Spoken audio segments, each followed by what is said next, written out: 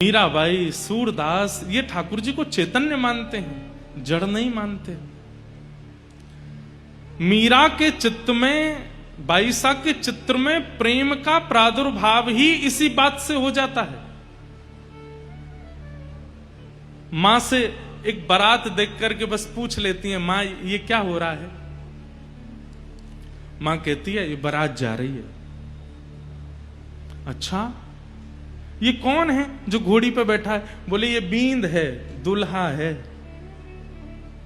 इसकी एक दुल्हन है, उसको ब्याह करने के लिए जा रहा है। मीराबाई बोली अच्छा, छोटी सी है मैया, मैं भी कभी दुल्हन बनूंगी? तो मां हंस करके बोली हाँ तू भी दुल्हन बनेगी। और मेरा बींद कौन आएगा? मेरा बींद कहां से आएगा? वो कैसे घोड़ी पर बैठ के आएगा? क्या पहन के आएगा? कैसे सेहरा बांध के आएगा? कब आएगा? मां ने हंस करके टाल दिया, अरे अभी तू लाली है, तू छोटी है, ऐसी बात क्यों करती है? आएगा तेरा बींद भी। मीराबाई तो चिंता में पड़ गई, बोले मैं देखूं तो सही मेरा बींद है कैसा? मुझे मेरे माता पिता से दूर ले जाएगा, अपने साथ रखेगा, अगर वो अच्छा नहीं हुआ तो मैं ब्याह क्यों करूंगी? पहले मुझे बताओ कौन है मेरा बींद। मां कभी इधर जावे कभी उधर जावे, मीरा छोटी सी पीछे पीछे दौड़ रही है, मां मेरा बींद कौन है, मेरा बींद कौन है? हार करके मां ने ठाकुर जी की तरफ इशारा कर दिया। छोटे से गोपाल जी बैठे हैं, ये है तेरे बींद, ये आएंगे घोड़ी पे बैठ के। ऐसा कह के मां तो चली गई, लेकिन मीराबाई एक टक देखती रही। और देखते देखते ठाकुर जी के स्वरूप के बगल में जाकर के मुंह फेर करके बैठी है, शर्मा रही हैं। तुम मेरे बींद हो, आप आओगे घोड़ी पे बैठ के? अच्छे हो वैसे तो, थोड़े से बड़े हो जाना, छोटे हो थोड़े अभी। घोड़ी गोरी लेके आना, उस पर बैठ के आना, सेहरा पहन के आना, ऐसे वस्त्र पहन के आना, ऐसे ऐसे ऐसे ऐसे साज बजवाते हुए लाना। बस वहीं से ही भारत भूमि को भक्तिमती मीराबाई की प्राप्ति हुई। क्यों? क्योंकि उन्होंने जड़ को चैतन्य मान लिया। और वो जड़ है ही नहीं, वो चैतन्य ही है, उनके प्रति जड़ बुद्धि नहीं।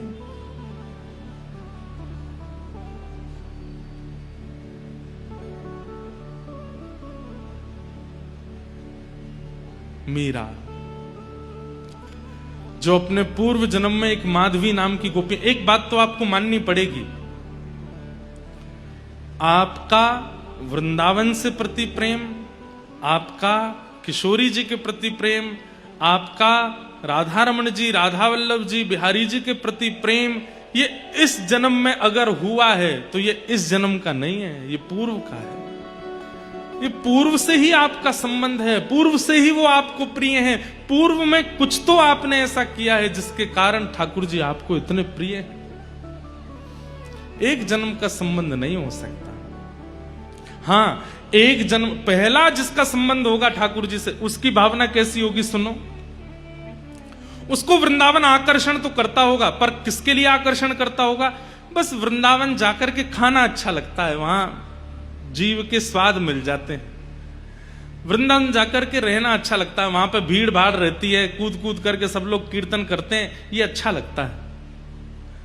वृंदावन की परिक्रमा करने में मजा बड़ा आता है। भैया चाय पियो, कहीं पे फैन खाओ, टोस्ट खाओ, गन्ना का रस पियो, बढ़िया चलते रहो, अपने मित्रों के साथ उधम करते रहो, चिल्लाते रहो, गाते रहो। इन सब चीजों का जो आकर्षण वृंदावन के प्रति है, इसका मतलब ये पहला आकर्षण है आपको। लेकिन वृंदावन जाते हैं और वृंदावन में प्रवेश होते ही आंसू से आने लगते हैं। श्री राधा रमण जी को देख करके बस मन करता है कि हटे ना इनके, और मन में प्रश्न भी उठता है, क्यों इतना प्रिय लग रहा है? ये अश्रुबिंद क्यों आते हैं? क्यों राधा रमण जी के सामने से हटने की इच्छा नहीं होती? क्यों इनकी रूप माधुरी इतनी प्रिय लगती है? ब्रजवासियों के भोलेपन, ब्रजवासियों की क्रिया, वृंदावन के बंदरों की प्रतिक्रिया देख करके मन बड़ा प्रसन्न होता है। ऐसा लगता है कि मेरी आत्मा यहीं की है। अगर ऐसी स्थिति बनती है, अनायास नेत्रों से अश्रु आना, वृंदावन की छोटी छोटी चीजों में अति रुचि आना, ब्रजवासियों की छोटी छोटी प्रतिक्रिया बड़े बड़े इन्फ्लुएंसरों के इन्फ्लुएंस से भी ज्यादा अच्छी लगती हो,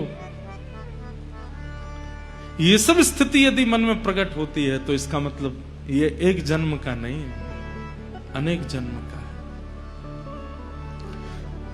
वापस लौट करके चंडीगढ़ आते हैं तो बस अगली दिन की प्रतीक्षा होती है, अब कब वह दिन आएगा, फिर से हम वृंदावन जाएंगे, फिर से गाड़ी में बैठेंगे, फिर से सब योजना बनेगी, फिर से वृंदावन की रास्ते पर निकलेंगे। और क्या बताएं महाराज, हाईवे पर वो रास्ता अच्छा लगने लगता है जो वृंदावन की ओर जाता है। दिल्ली से वो वृंदावन का एरो अच्छा लगने लगता है, वृंदावन से छठी करा से जैसी ओ मेरो वृंदावन लिखा आता है तो मन मयूर नृत्य करने लगता है। ये समझो वो एक जन्म का नहीं है। आहा, मीराबाई कहती है, पल पल पिय को रूप निहारूं, निरख निरख सुख पाती। पल पल पिए को रूप निहारूं, निरख निरख सुख पाती। ऊंचे चढ़ चढ़ पंथ निहारूं, ऊंचे चढ़ चढ़। मीराबाई रोज उस दिशा में देखती हैं जिस दिशा में वृंदावन है। एक बात और सुनिएगा, वृंदावन जिसको परिपूर्ण प्राप्त हुआ ना, वृंदावन ने उसको विरह भी बहुत दिया है। मीराबाई, मैं वर्ष तो नहीं जानता कि 35, 40, 50 कितने वर्ष मीराबाई को लगे वृंदावन पहुंचने में, लेकिन मैं इतना जानता हूं कि युवावस्था पूरी निकलने के बाद ही मीराबाई वृंदावन जा पाई। उससे पहले तो मीराबाई केवल दिशा का दर्शन करती हैं, और दिशा में जाने वाले पक्षी, दिशा में दिखने वाले वृक्ष, दिशा में दिखने वाले, दिशा की ओर जाने वाले बादल, सबको प्रणाम करती हैं मीराबाई। क्यों? क्योंकि तुम उस दिशा में जा रहे हो जिस दिशा में मेरा वृंदावन है। के ठाकुर जी कब बने? जब उन्होंने मां के द्वारा कहे गए गोपाल जी को बाल्यकाल में ही अपना बींद मान लिया। एक बार भी मन में ये प्रयास, मन में ये भाव नहीं आया कि ये ऐसे जड़ ही हैं, ये चैतन्य है। ये बात निश्चित है कि चैतन्य बुद्धि से ही ठाकुर जी की सेवा में लगा जा सकता है।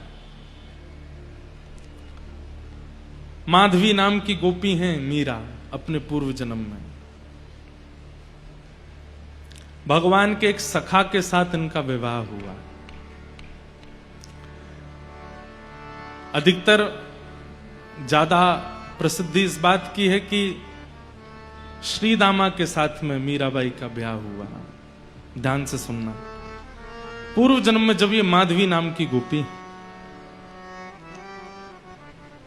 ठाकुर जी भी छोटे से हैं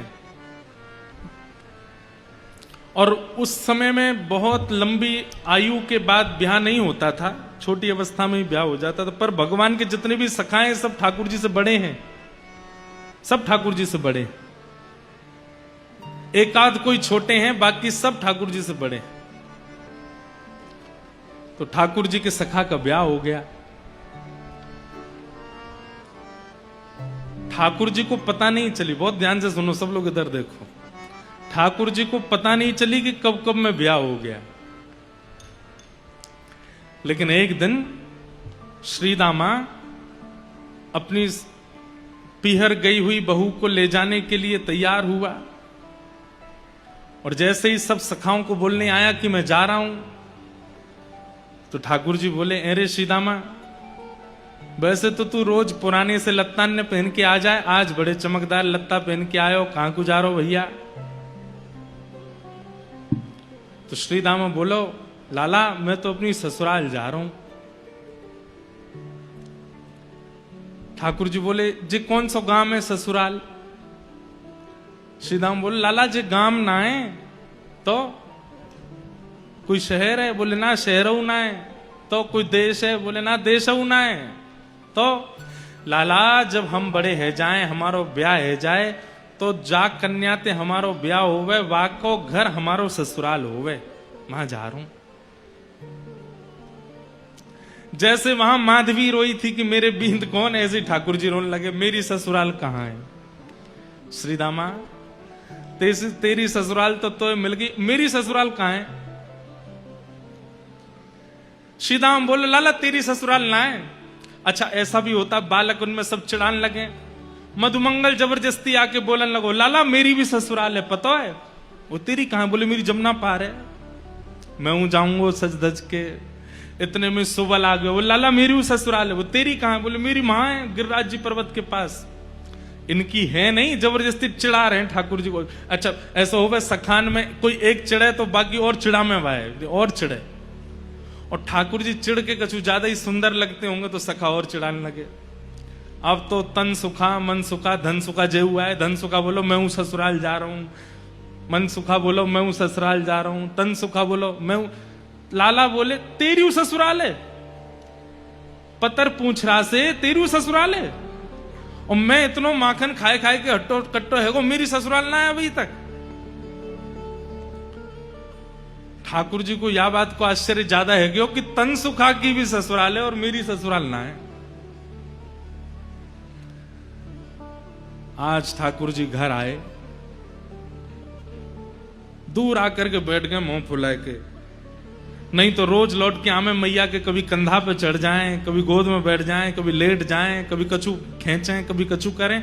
आज चुपचाप बैठे। मैया ने पीछे मुड़ के देखी, बोले हैं लाला तू कब ते आए के बैठो है। सो ठाकुर जी मोह इधर करके बैठ गए। अरे जाके आवे थे पूरे नंद भवन में भूचाल आ जाए, बाकी आवे थे आज कोई को पतो ही नहीं चली है। अरे लाला ऐसो माटी को मथोना बने काय को बैठो, काय को। मैं बात ना कर रहा हूं मैया। मैया गोद में ले रही है, कभी हाथ पकड़ रही है, ठाकुर जी छूट छूट के भाग रहे हैं। मैया बोली कहा बात है लाला।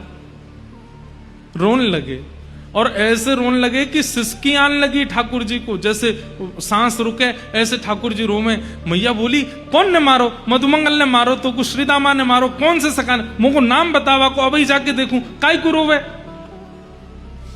ठाकुर जी बोले मैया तो एक बात बता, जे सबरे ब्रजवासी यो के नंद बाबा गोरे यशोदा मैया गोरी ये लाला कारो कहते भयो, इस सबरे मुकु यो तानो दे कि मैं तेरो छोरा नाऊं, और मैया आज मुकु या बात पे भरोसा है गो कि मैं वास्तव में तेरो लाला नाऊं। मैया बोली ऐसो काय को सोचा, ऐसो का है गो लाला तू यो काय को सोचे। बोलो मैया श्रीदामा की ससुराल, मधुमंगल की ससुराल, सुबल तो तन सुखा मन सुखा, और सबसे बड़ी आज वो तन सुखा क्यों ससुराल है, पतरो सो है क्यों ससुराल है। और मैया मैं ऐसो प्यारो दुलारो ऐसो सुंदर सो मेरी अभी तक ससुराल ना है। यह बात को सुन करके मैया तो लाला को हृदय से लगा, अरे मेरो लाला झूठ बोले हैं दारी के, श्रीदामा की ससुराल है बाकी इनकी ससुराल ना है लाला, बाकी सबरे तो झूठ बोल रहे हैं तोते। मैया तेरी भी ससुराल है। मैया बोली लाला जे घर मेरो ससुराल ही है। अच्छा मैया और नंद बाबा क्यों ससुराल है? बोले हाँ उनकी ससुराल है। और दाऊ दादा की? बोले ना दाऊ दादा की ना है। ठाकुर जी कूद के गए दाऊ दादा के पास, दाऊ दादा को हाथ पकड़ के लाए, भैया चल। बोले कहां? घर छोड़ के जा रहे हैं, ससुराल ढूंढ के आवेंगे अपने। मैया यशोदा बोली लाला तू कैसी बात करे। अब तो ठाकुर जी हट करने लगे, सिर मूड मारन लगे पृथ्वी पे, और बोले भोजन ना करूंगो, सोऊंगो ना, तेरी गोद ना आऊंगो, कछु ना करूंगो, पहले मेरी ससुराल बता कहां है। और मैया अगर तेने मुंह को मेरी ससुराल नहीं बताई तो मैं श्रीदामा की ससुराल छीन लूंगो, भाई को अपनी ससुराल बनाए लूंगो। मैया ने जैसे तैसे करके बोले अच्छा एक काम कर। बोले कहा श्रीदामा जब अपनी बहू लेके आ जाएगो, अपनी ससुराल से वापस आ जाएगो, तो बाकी बहू देख लियो, वैसी बहू तेरे काजे ले आऊंगा। ठाकुर जी बोले जे बहू कौन होवे मैया? मैया बोली ये और मैंने औगार लगा ली। औगार समझे? ये ब्रज भाषा है। औगार मतलब अब कैसे समझाएं औगार क्या है? जो बला, ये और मैंने बला लगा ली। वो पहली ससुराल के काजे लड़ रहा हो, बहू और बताओ कौन है? मैया बोली लाला। इतने में नंद बाबा आगे बोले मैं बताऊं लाला, यहां पे आ। गोदी में बैठ गए। बोलो लाला तेरी मैया है ना? बोले हाँ। जे मेरी बहू है। बाबा मेरी मैया तुमने बहू बना ली और तुम्हारी मैया मैं बहू बनाऊंगा। तुम्हारी मैया कहां है? अपनी मैया बताओ, उनको मैं बहू बनाऊंगा। सब लोग ठाकुर जी की बात सुन के ऐसी मधुर बात करें। इसीलिए तो श्रीमद् वल्लभाचार्य जी कहते हैं अधरम मधुरम वदनम मधुरम हसितम मधुरम चलितम मधुरम नैनम मधुरम रेणुम मधुरम मधुराधिपते अखिलम मधुरम। भैया द्वारिका के श्री कृष्ण वो राजा हैं, जगन्नाथपुरी के श्री कृष्ण वो जगन्नाथ हैं, वो नाथ रूप में विराजमान है। बद्रीनाथ के श्री कृष्ण तपस्वी भगवान हैं, दक्षिण के रंगनाथ हैं। लेकिन हमारे वृंदावन के वो तो ऐसे ही हैं। उनके सामने जाकर के लोग बाग कितनी बड़ी बड़ी बातें करते हैं। हमारो बिजनेस चलवाए दो, हमारे काम बनवाए दो, हे बिहारी जी हमारो। बिहारी जी नाए जाने कायते बिजनेस के हैं, बिहारी जी नाए जाने ये सब कहा बात कर रहे हो। उनके सामने तो बालकनवारी बात करो, वो बालक हैं। वृंदावन के श्री कृष्ण तो मधुर कृष्ण हैं। उनके सामने जाकर के सारे संसार के प्रपंचों की चर्चा मत करो। प्रपंचों की चर्चा करने के लिए और भी लोग हैं। वृंदावन श्री कृष्ण के पास जाके तो जैसे एक छोटे बालक, अभी कोई आपके रिश्तेदार का छोटा बालक आ जाता है, उसको आकर के आप ये बोलते हो क्या आजकल तो भैया हमारा मुनाफा नहीं चल रहा है, बढ़िया प्रॉफिट नहीं हो रहा है, बहुत लॉस जा रहा है। सेकंड क्लास का बालक बोलेगा ये क्या होता है, ये आप क्या कह रहे हैं? बेटा आजकल शेयर मार्केट बहुत गिर गई है, सोने का दाम इतना हो गया है, चांदी का इतना बढ़ गया है। मम्मी के पास, मम्मी चलो यहां से, ये तो अंकल कैसी बात करते हैं। ऐसे ही ठाकुर जी हैं। वृंदावन के श्री कृष्ण लाला हैं। वृंदावन के श्री कृष्ण लाला से लेकर के रास बिहारी तक ही रहते हैं। उसके आगे की लीला श्री कृष्ण वृंदावन में नहीं करते। तो इसी मध्य में ही हमको लीला में प्रवेश करके वृंदावन जाना चाहिए। हम इन्हीं लीलाओं का चिंतन करते हुए जाएं। घर कैसे बनता है, व्यापार कैसे चलता है, परिवार व्यवस्थित कैसे होता है, ये वृंदावन श्री कृष्ण को नहीं पता। अब बात वो है भैया, जानते तो वो सब हैं, लेकिन हमें नहीं बोलना है। वो लाला है।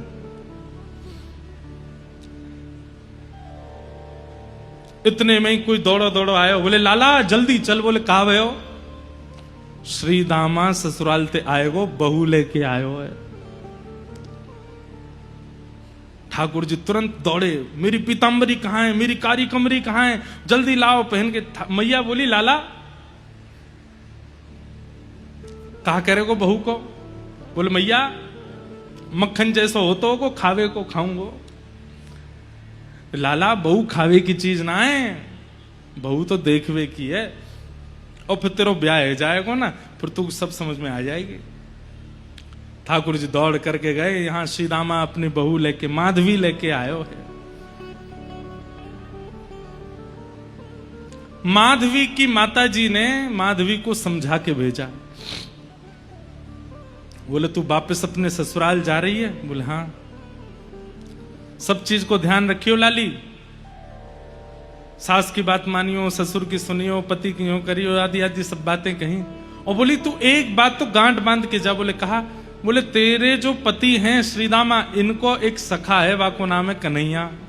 बोले हाँ। चाहे कछु है जाए, जीवन भर तो को घूंघट में ही बूढ़ो है नो पड़ जाए, घूंघट में ही रही आई हो, लेकिन वाकू अपनो मुख मत दिखाइयो। क्यों मैया? अरे मैंने ऐसी सुनी है कि वृंदावन में वो कन्हैया नेक्सो सो वो जाको मुख देख ले या जाको अपनो मुख दिखाई दे, वाको पातिव्रत धर्म आदि सब नष्ट हो जाए, वो वही को है कि रह जाए।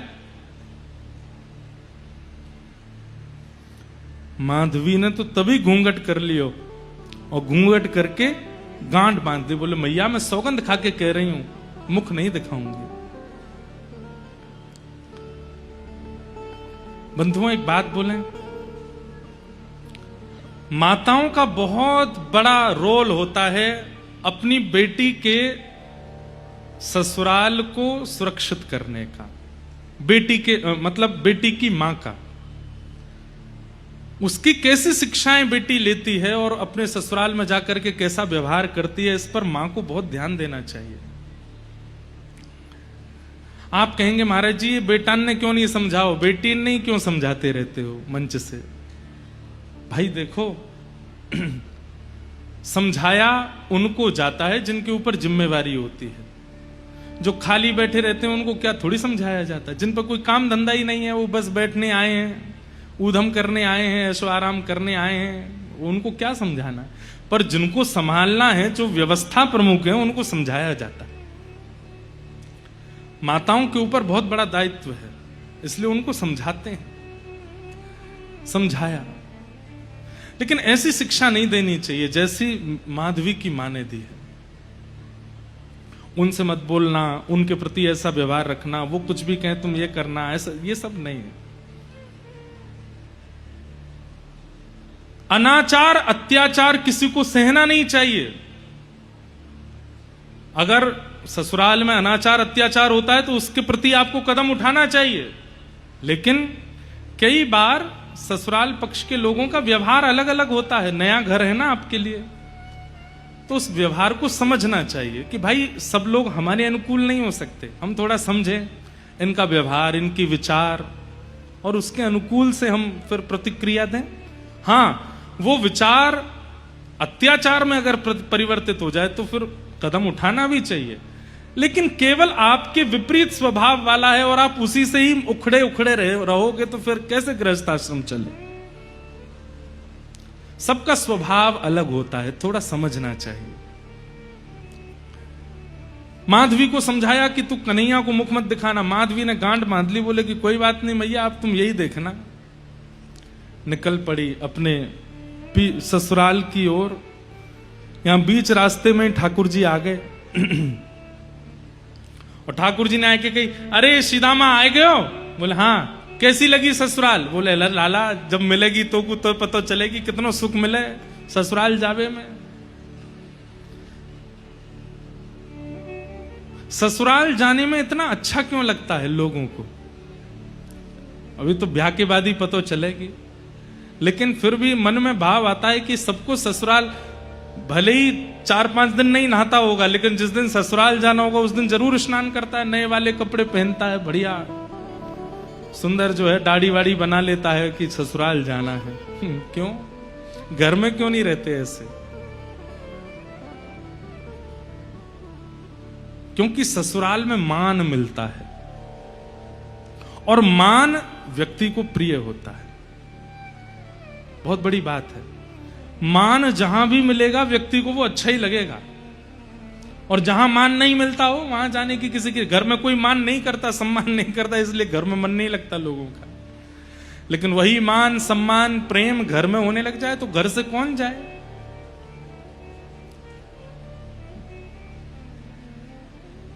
ठाकुर जी बोले अच्छा बहू कहां है? बोले पीछे बैठी है। सीदामा ने इशारा कियो, बोले अरे माधवी मेरो सखा है कन्हैया, या को मुख दिखाए दे। जैसी सुनी कन्हैया आ रहे हैं महाराज, घूंघट लेकर के ऐसे पकड़ करके माधवी बैठ गई। बोले ये तो वही है जिसके लिए मैया ने मना किया। हाथ पांव कांपने लगे। जिनका मुख देख करके सारी पीड़ाएं दूर हो जाती हैं, सारे कंटक दूर हो जाते हैं, वो सामने खड़े हैं और माधवी अपना मुंह बंद करके, घूंघट करके, आंख बंद करके खड़ी है। नंद जी को छैया, बलभद्र जी को भैया लाल, या को मुख देखे ते कटत यम फंद। जिसका मुख देखने से यमराज के फंदे कट जाते हैं, उसके मुख को देख करके माधवी मुख देख रही है अपना। कहने की बात, ऐसी शिक्षा किसी को मत दो कि कोई व्यक्ति ठाकुर जी से मुंह मोड़ ले, ठाकुर जी से मुख छुपा ले। ठाकुर जी तो अंदर ही बैठ गए पालकी में और कह रहे हैं, भाभी जी ने मुख दिखाई दो अपनो। मैया ने कही है आपको मुख देख करके जाऊंगा और फिर जैसा बताऊंगा वैसी बहू मेरी आवेगी, नेक दिखाई दो। माधवी तो ऐसे बैठ जाए, कभी ऐसे बैठ जाए, ठाकुर जी ने पास जाए तो दूर रह जाए, मुख नहीं दिखावे। ठाकुर जी ने चरण तक पकड़ लिए, बोले अरे भाभी जी ने मुख दिखाई दो, मैं तुम्हारे पाम पर रहा हूं, नेक दिखाई तो दो। लेकिन माधवी ने मुख नहीं दिखाया। नन्हे से गोपाल जी को क्रोध आ गया, बोले बड़ो गुमान करके बैठी है अपने मोहड़े को, तेने मुंह को मुख नहीं दिखायो ना, आज इतनी याचना करने पर भी मुख नहीं दिखायो। मैं तो को वचन दे के जा रहा हूं, एक नहीं दो दो जन्मन तक याचना करेगी तब भी मेरो मुख नहीं दिखेगा तो को, और युगन तक प्रतीक्षा करेगी तब भी मेरो मुख दिखेगा नहीं तो को। बड़े बड़े कष्ट सहने पड़ेंगे, बड़ो श्रम करना पड़ेगा तब जाकर के मेरो मुख दिखेगा तो को। माधवी बोल पड़ी, मैं क्यों तड़पूंगी तुम्हारे मुख देखवे को, मोह तड़पे की आवश्यकता नहीं है, चले जाओ, कभी मुख मत दिखाइयो अपनो। ठाकुर जी बोले ये तो समय बताएगा, और ऐसो कहकर के ठाकुर जी चले गए। माधवी को तो लगी आज जैसे जान बची हो, लेकिन कौन जानता था कि वो किस भाव से वंचित हो रही है। लौट करके माधवी जब अपने ससुराल पहुंची, रहने लगी वहां पर, अब तो स्थिति ऐसी है कि गोपियों के साथ यमुना जल भरने जाती है तो गोपियां कृष्ण की बात करती हैं, लौट करके घर आती है तो सास ननद कृष्ण की बात करते हैं, रात्रि में कहीं घूमने जाती है, बैठती है सखियों के बीच में तो वहां भी कृष्ण की बात करते हैं। अरे तेने देखी नंद को लाला आज कहां पहन के डोल लो, अरे तेने देखी नंद के कन्हैया ने वावारी गोपी के यहां आज ऐसे ऐसी लीला करी। माधवी कहती है तुम पे और कोई बात नहीं है, तुम्हारे अपने पति हैं, तुम्हारे अपने बाल बच्चे हैं, वो नंद जी के लाला पर पुरुष की ओर ऐसी कुदृष्टि क्यों रखती हो। सब गोपी घेर करके कहती हैं, हेरी माधवी तेने अभी तक देखो ना है, दिखे नंद को लाला। दूसरी गोपी बोली, हम बे जैसे वो सामने थे आमे जे घूंघट कर ले लंबो और देखे ही ना उनकी ओर। माधवी बोली, देखा नहीं है और देखूंगी भी नहीं, और ना मुझे आवश्यकता है। सब गोपी कहने लगी, अरे माधवी कैसा लगे कन्हैया को देख के पता है,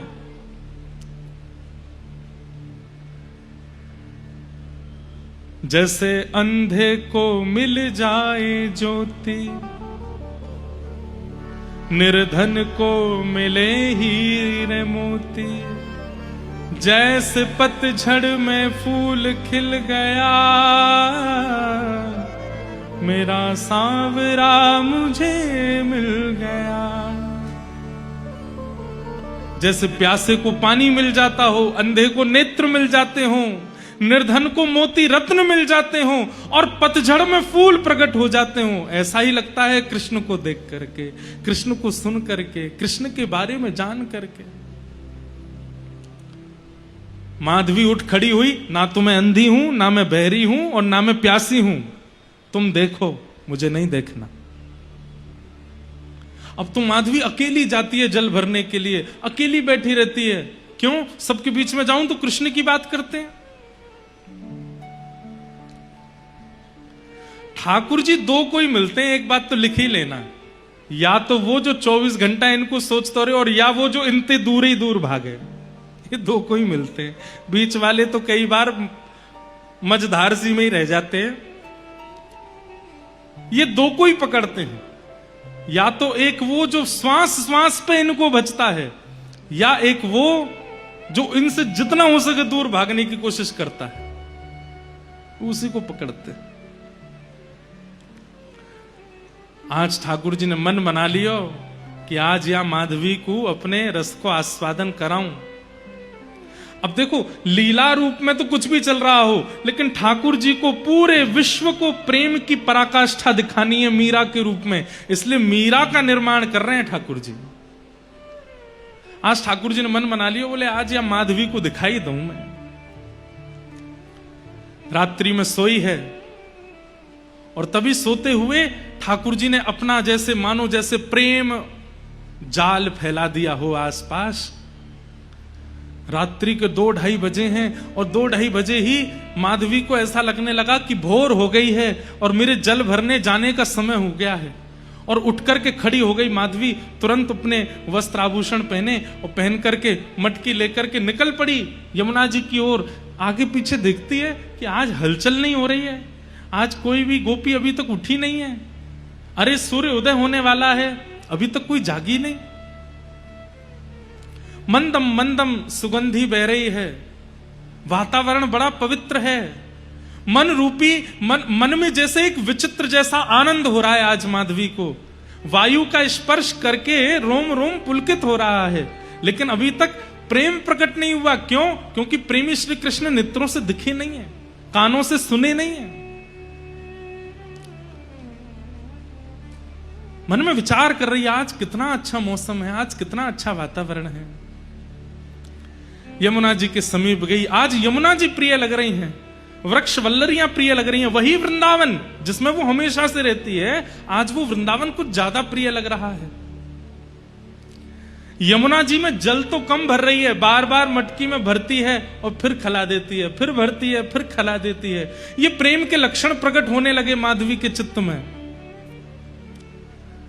अंत तो गत्वा सोचने लगी, अरे इतनी देर है गई, अभी तक मैंने जल ही ना भरो, जल्दी चलूं। जल भर के और जैसे ही उछान लगी, वही मटकी है जो रोज लेकर के जाती है, लेकिन आज वो मटकी इतनी भारी हो गई कि माधवी से उठ नहीं रही है। खूब प्रयास कर लिए, कभी इधर से उठावे, कभी उधर से उठावे, कभी नीचे से उठावे, लेकिन मटकी ना उठे। मन में सोचने लगी, अरे इतनी भारी कैसे हो गई? दूर दूर तक कोई गोपी भी नहीं जो सहारा दे दे तो उठा लूं। मन में सोचने लगी, कोई आ जावे, नेक सहारो लगा दे, सो ये मटकी उठ जाएगी। इतने में ही ललित गति विलास वल गुहास प्रणय निरीक्षण कल्पितो रुमान कृतमनुकृतवत्य उन्मदान्धा प्रकृति मगन किलयस्य गोपबद्ध्वा। पीतांबरी पहने, मधुर चाल, छम छम छम छम छम स्वर लहरियां सुनाई दे रही हैं। आज ये स्वर माधवी के कानों को जैसे मानो अति सुख दे रहे हों। माधवी कह रही है, अरे कोई तो आ रही है, कोई गोपी तो आ रही है। तो दूर से माधवी कहने लगी, हाँ जल्दी आ, अरे जल्दी आ बहन, अरे नेक मेरी मटकी उचाए दे। ठाकुर जी की छम छम छम चरणों की आवाज से पता चल रहा है कि धीमी गति से चल रही है। तो माधवी चिल्ला रही है, अरे तो कुछ सुनाई नहीं दे रही, नेक जल्दी से चल के आ। तो ठाकुर जी की जो गति है वो तेज हो रही है, छम छम छम छम छम जोर से चल रहे हैं। माधवी को सुनाई देता, हाँ बस आवे वारी है, आवे वारी है, आवे वारी है, आ गई होगी। और जैसे ही ठाकुर जी सन्मुख आए, पीतांबरी पहनी है, मोर पिछ लहरा रहा है, श्याम वर्ण की कांति है, और आए करके त्रिभंग लली श्याम सुंदर दोनों चरण अपने इधर उधर करके और एक दीवार पर टेक लगाए के दूसरा हाथ कमर पर धर के देख रहे हैं माधवी की ओर।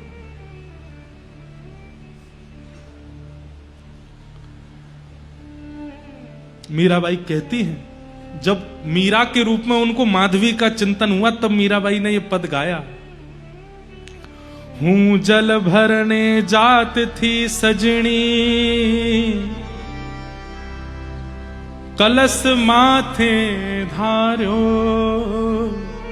हूं जल भरन जात थी सजनी, कलश माथे धार्यो। तभी सांवरी सी किशोर मूरत, सांवरी सी किशोर मूरत, कछुक टोनो कर डारो, कछुक टोनो कर डारो। मुझ पर कोई टोना कर दिया। अब तो नेत्र खुले रह गए, मुख खुला रह गया, हाथ मटकी पकड़े रह गए, सांस मानो जैसे थमसी गई हो, कुछ सोच नहीं रही है, कुछ विचार नहीं कर रही है, बस रूप माधुरी का दर्शन, और नेत्रों से बिंदु गिर रहे हैं अश्रु के। रोम के अलग अलग अंग पर पुलकित हो रहे हैं, जैसे मानो रोए खड़े हो रहे हैं मीराबाई के। बंधुओं, ये भाव इसलिए सुनिए कि कभी श्याम सुंदर आ गए तो ऐसा ही होगा। सुध ना रही तन मन की, सब बिसर गयो बारो, कछुक टोनो कर डारो। भूल गई, भूली री भवन में तो बावरी बहीरी, कृष्ण नाम जपते श्रवण सुनोरी आली।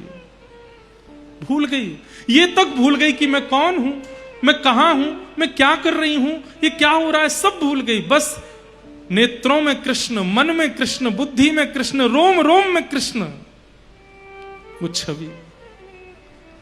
और उसके बाद तो मंद मंद ठाकुर जी मुस्कान लगे और मुस्काए करके कह रहे हैं, उठाए ले। माधवी करिए क्या? अरे मटकी उचाए ले। अच्छा उचाए लो? बोले हाँ। आप उचवाए दो? ठाकुर जी बोले मैं उचवाऊं? बोले हाँ। जैसे ही ठाकुर जी सन्मुख गए, छोटे से गोपाल जी, माधवी उन्हीं को देख रही है, कुछ चिंतन नहीं चल रहा है। ठाकुर जी एक तरफ से मटकी पकड़ करके खड़े हैं और माधवी से कह रहे हैं, अरे मैं अकेलो कैसे उठाऊंगा, तू भी तो नेक जोर लगा। माधवी भी पकड़ती है और जैसे ही मटकी उचान लगी, ठाकुर जी मटकी से नेक ऊंचे हैं, बस छोटे से हैं, लेकिन जैसे ही मटकी उचवाई अब उच गई। जैसे मीरा ने उठाई है, माधवी ने उठाई है, और जैसे ही उठाती जा रही है उतने ही बड़े श्याम सुंदर होते जा रहे हैं, और बिल्कुल माधवी के सामने आ गए और आए करके मटकी उचाए करके वाके सिर पर धर दी है। मतलब बाल कृष्ण अब कुंवर कृष्ण बन गए।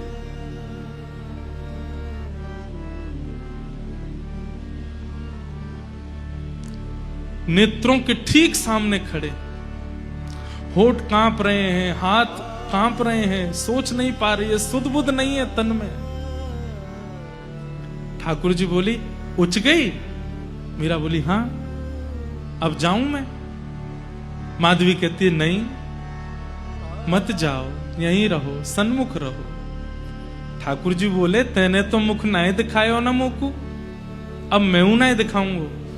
और ऐसा कहकर के ठाकुर जी जा रहे हैं और माधवी रो रही है।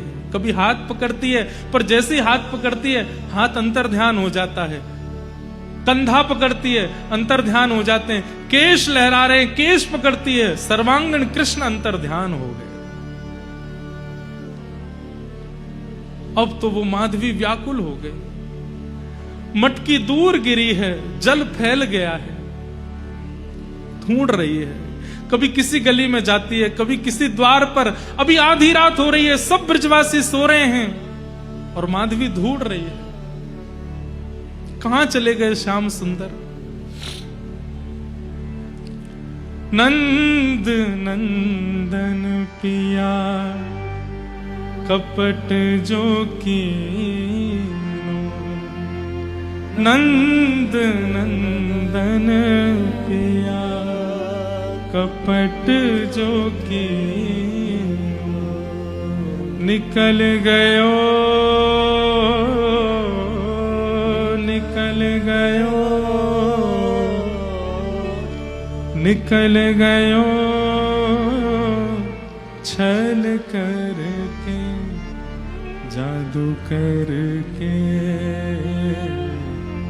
जादू करके जादू करके हो, जादू करके हो पिया कित गयो, जादू करके, जादू करके कित गयो, जादू करके। बस निर्माण हो गया एक प्रेम की ऐसी धारा का, जिस धारा में आज तक गोते लगा करके कितने जीव प्रेम की गति को प्राप्त कर लेते हैं। मोर मुकुट पीतांबर सोहे, मोर मुकुट पीतांबर सोहे, मोर मुकुट पीतांबर सोहे, मोर मुकुट पीतांबर सोहे। कबहु न मिले, कबहु न मिले, कबहु न मिले अंग भर के, जादू करके, जादू करके, जादू करके हो, जादू करके हो पिया कित गयो, जादू करके, जादू करके कित गयो, जादू करके। मेरा दासी शरण जो आई, मेरा दासी शरण। सब लोग गा। बंधुओं, आपको पता है ये जो अभी हम सुन रहे थे ना, ये अंतिम दर्शन था ठाकुर जी का। इसके बाद मीराबाई को कम से कम 10,000 साल तक ठाकुर जी नहीं दिखे। ये अंतिम दर्शन था मीराबाई का। इसके बाद पदों में जो भी गाया मीराबाई ने, वो इसी दर्शन का भाव गाया है। यही दिखे हैं बस ठाकुर जी, इसके बाद दिखे नहीं है ठाकुर जी। इतना लंबा विरह शायद किसी ने नहीं सहा होगा जितना लंबा विरह मीरा ने सहा। मेरा दास शरण जो आई, मेरा दास शरण जो आई, मेरा दास शरण जो आई, मेरा दास शरण जो आई। चरण कमल, चरण कमल, चरण कमल चित धर के, जादू करके, जादू करके, जादू करके हो, जादू करके हो पिया कित गयो, जादू करके, जादू करके कित गयो। नहीं दिखे ठाकुर जी। अब तो माधवी ऐसी हो गई है कि सुध ना रही तन मन की। अब तो भोर हो गई, सब गोपियां सामने से आती हैं तो माधवी स्वयं को छुपाती है, नेत्रों के अश्रुओं को छुपाती है, अपनी मन की स्थिति को छुपाती है। हाथ पैर कांपते हैं उसके। भोजन बनाती है पर भोजन बन नहीं पाता, रोटी बनाती है तो रोटी जल जाती है, श्रृंगार करती है तो श्रृंगार नहीं कर पाती है। कोई काम सही से बन नहीं पाता मीराबाई से, माधवी से। और बस अब ये भी उसको मन में भाव आता है कि मैं इन गोपियों से कैसे पूछूं कि ठाकुर जी कहाँ हैं। और ये गोपियां कभी ठाकुर जी को देखने जाती भी हैं तो माधवी को संग लेके नहीं जाती, क्योंकि सबको पता है कि ये तो चाहती नहीं देखना। तो माधवी भी कहने में झिझकती है कि मैं कैसे कहूं कि मुझे ले चलो, पहले मैंने इतनी बुराई जो की है।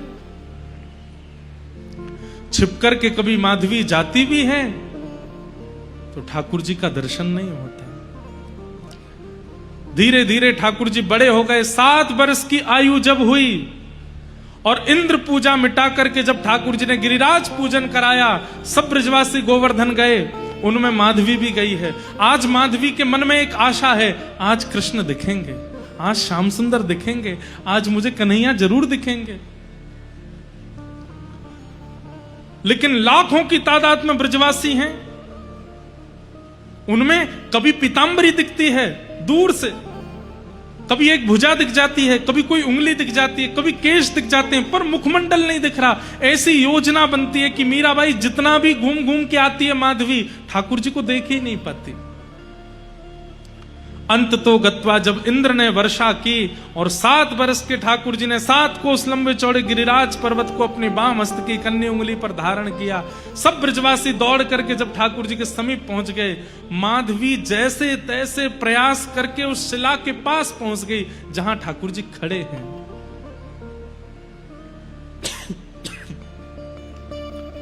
और जैसे ही उस शिला के पास पहुंच करके नेत्र खोल करके देखा है, जैसे ही ठाकुर जी की ओर देखा तो बाहर तो इंद्र वर्षा कर रहे, इतना जल गिर रहा है, पर मीराबाई के नेत्रों में इतना जल आने लगा, माधवी के नेत्र इतने जलों से भर गए, बार बार पहुंचती है पर जैसी खोलती है मानो जैसे आंसुओं की पिचकारी चल रही हो नेत्रों से, देख नहीं पा रही ठाकुर जी को। चरणों में गिर गई, लिपट गई, बोले नाथ मुझे क्षमा कर दो, मुझे पता है आप मुझसे नाराज हैं, आप मुझसे रूठ गए, इसलिए मेरी ऐसी स्थिति कर दी है कि सब देख रहे हैं आपको पर मैं आपको देख नहीं पा रही हूं, मुझे आपका दर्शन नहीं हो रहा है।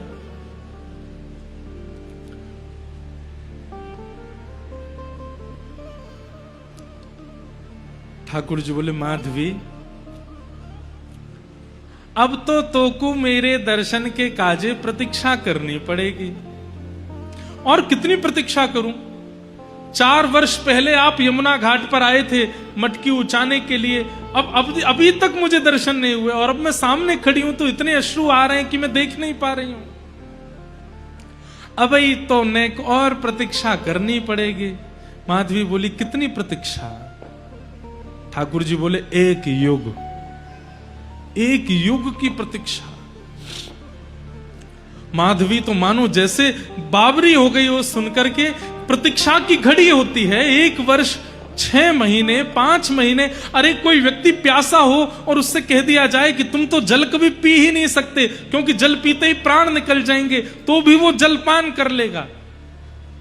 आपने तो मुझसे जल का सिंधु ही दूर कर दिया। 1 युग कोई प्रतीक्षा होती है? ठाकुर जी बोले जितनी लंबी प्रतीक्षा, जितनी बड़ी प्रतीक्षा होगी उतना पवित्र प्रेम प्रकट होगा माधवी। और अब मैंने कह दिया है, अब तुम प्रतीक्षा करो। द्वापर युग जब निकल जाएगा तब कलयुग प्रारंभ होगा, और कलयुग प्रारंभ होने के कुछ 1000 वर्ष व्यतीत होने के बाद में मध्य में भक्ति शतक आएगा। 100 वर्ष तक भारत में केवल भक्तों के जन्म होंगे, तभी मेड़ता में तुम्हारा जन्म होगा और तुम मेरी परम भक्ता बनकर के वहां आओगी, और वहां आकर के तुम बचपन से ही मेरी स्थिति में रहोगी। तभी एक संत तुम्हारे गांव में आएंगे, उनके सेवा के ठाकुर जी के रूप में मैं ही आऊंगा, और उन संत से तुम मुझे मांग लोगी। मुझे देखते ही तुम्हें अपने पूर्व जन्म यानी कि इस जन्म की सारी यादें ताजा हो जाएंगी, और तुम मेरे को प्राप्त करके फिर मेरे साथ रहोगे। भक्ति काल कलयुग में आकर के जब तुम मेरा रूप, मेरी भक्ति का रूप धारण करोगी, प्रेम का प्रचार करोगी, तुम्हारे प्रेम सरोवर में डुबकी लगा करके असंख्य लोग मेरे प्रेम भाव को प्राप्त करेंगे। इसलिए तुम्हारा प्रतीक्षा करना आवश्यक है। अब जाओ प्रतीक्षा करो। इतना बड़ा विरह तो भगवान ने किसी को नहीं दिया है जितना बड़ा विरह माधवी को दिया है। गोवर्धन पूजा के बाद माधवी कहां गई किसी को नहीं पता, और उसके बाद हजारों वर्ष व्यतीत हो गए, कलयुग प्रारंभ हो गया। कलयुग में भी हजारों वर्ष व्यतीत हो गए, और आज से लगभग 450-500 वर्ष पूर्व भारत भूमि में वही माधवी भक्तिमती मीरा के रूप में जन्मी है। बोलो भक्त वत्सल भगवान की। और वही मीरा, वैसे नाम तो उनका मिहिरा है, सूर्य की किरणों को बोलते हैं मिहिरा, नाम उनका मिहिरा है, पर जगत उनको मीरा बुलाता है। मिहिरा का जन्म हुआ, और वही मीराबाई जो ठाकुर जी का रूप नहीं देखना चाहती थी किसी समय पर, उनकी अब स्थिति कैसी हो गई है। बसो मोरे नैनन में नंदलाल, बसो मोरे नैनन में, मोर मुकुट मकराकृत कुंडल, मोर मुकुट मकराकृत कुंडल, अरुण तिलक सोहे भाल, अरुण तिलक सोहे भाल, बसो मोरे नैनन में नंदलाल, बसो मोरे नैनन में, मोहनी मूरत सावरी सूरत, मोहनी मूरत सावरी सूरत, नैना बने विशाल, नैना बड़े विशाल, और अधर सुधारस मुरली राजत, अधर सुधारस मुरली राजत, और उर्वे जंती